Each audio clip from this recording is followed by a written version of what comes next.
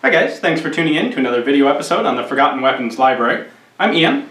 Today I have here a Mauser K98K, and anyone who's taken a look at these, or most anything else Germany made during the Second World War, will have noticed that it doesn't have a manufacturer's name, it has a three-letter code on it.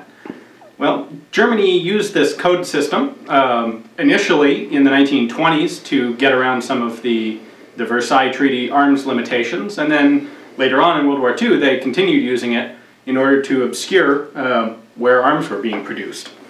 And it's always, you know, the common codes are out there. They're not that difficult to research. We know BYF, for example, is Mauser. But there are a ton of codes out there. What a lot of people don't realize is that the codes aren't chosen at random. They use pretty much every three-letter combination out there. This rifle is marked BYF. There's a BYG and a BYH and a BYJ, and it just keeps going. And so this leads me to the book that we're taking a look at today, which is by Michael Heidler, and I'm going to absolutely butcher this title. It is Deutsche Fertigungskennzeichen. I'm sure that's not quite right. However, this is both in English and in German, and this is a reference manual for every single one of those three-letter manufacturer codes that the German military used during World War II and before. So there's about 50 pages of descriptive text at the beginning, first in German and then in English, and discusses how they use these codes and how they changed a bit, and just some basic ground rules for understanding this code system.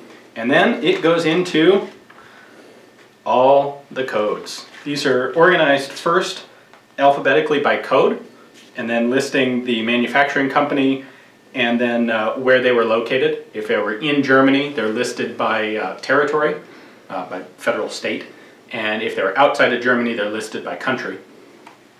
And let's see, the first one,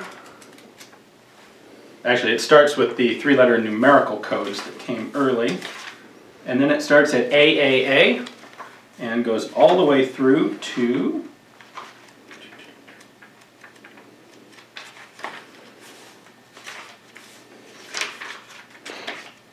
ZYF.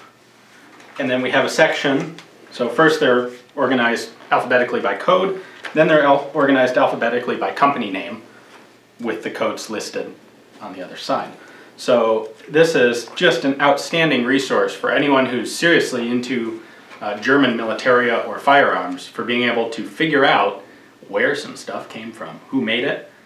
When individual components are made by different manufacturers, they'll have different markings, and this will let you figure out where everything actually came from.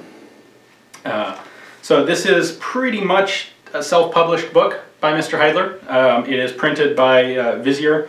They do a magazine in Europe, military magazine, but in order to get a copy of the book, what you do need to do is email Michael Heidler directly. His email address is in the text below. Price for the US is $67, including air freight. I'm not sure what it is in Europe, but I'm sure he'd be happy to tell you. So if you're into German military, I think this is really a must-have book. It's a little bit on the expensive side, but I can't even imagine the amount of time and research effort that went into compiling this kind of tome of really valuable information. So thanks for watching, guys.